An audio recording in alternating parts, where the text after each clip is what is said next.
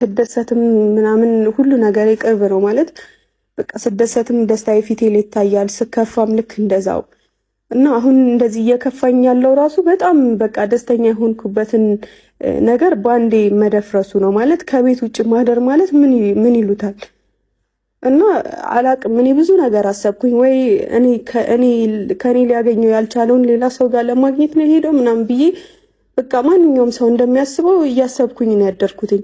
ስልክ ራሱ ልደውልለት ፈራውኝ፣ በጣም ነው የጨነቀኝና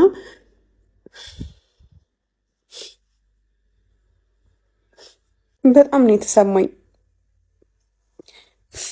አላቅም የት እንዳደረ ምን አይነት ሁኔታ ውስጥ እንዳለ ራሱ ምንም ማውቀው ነገር የለም።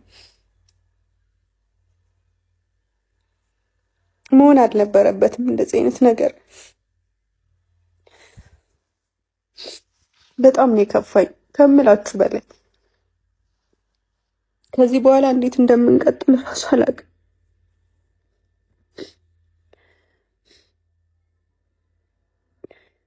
እኔ እንጃ እና ከቻላችሁ ብትመክሩት ደስ ይለኛል። እንደዚህ አይነት ነገር ከምትሉት ይልቅ ምን ችግር አለው አብረሹ ብታድሪ ምናምን ከምትሉ ብትመክሩት ደስ ይለኛል። ማድረግ ያለበትን ነገር እንዲያደርግ ማለት ነው። ምክንያቱም እኔ አልፈልግም በእንደዚህ አይነት ሁኔታ ራሴን እንትን ማለት።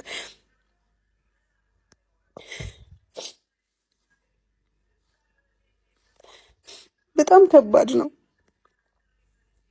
ትናንት ራሱ ሲሄድ ሚፍታ በተቻለው መጠን ሊያስቀረው ሞክሮ ነበር ግን አሁንም በእናንተ ፊት ምናልባት ሚፍታ የዋሸኝ ነገር ካለ ጠይቀዋለሁ ማለት ምናልባት ከዛ በኋላ ካወሩ ማለት ለራሳችሁ የምትሰጡት ትልቁ ስጦታ ራስን በጥልቀት መረዳት ነው። ራሳችሁን በጥልቀት ለመረዳት ራስን በደንብ ማወቅ ያስፈልጋል። ራሳችሁን ስታውቁ ራሳችሁን መረዳት ትችላላችሁ። ስትረዱ ራሳችሁን ትወዳላችሁ። ለራሳችሁ የሴት ልጅ ውበቷ ዋጋዋን ማወቋ፣ ራሷን ማክበሯ፣ መውደዷ፣ ለዓላማዋ መጽናቷ ላመናት አምላክ መውደድማ ወግ ነው፣ ማፍቀርም መልክ አለው። እንደ ልጅ ቦርቄ ከነፍስ የኩሌታ የምንሰፈሰፈው ምን ያህል ብታውቀኝ ምን ያህል ባምነህ ነው። ሻማን አቃጥላ የምታቀልጣት አቅፋት የኖረችው ክር ናትና በህይወታችን ትልቁን በደል የሚበድሉን የምንወዳቸው የምናከብራቸው በጣም ያቀረብናቸውና እቅፋችን ውስጥ ያኖርናቸው ሰዎች ናቸው።